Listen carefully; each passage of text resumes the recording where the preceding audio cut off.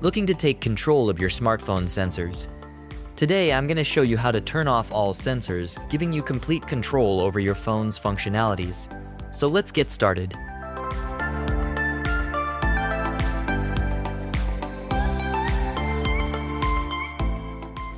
First, open up the settings.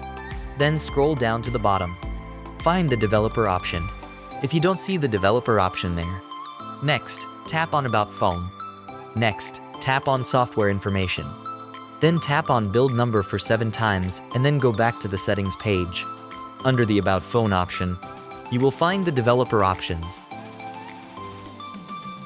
Then tap on it. Here you will find the Quick Settings Developer Tiles option.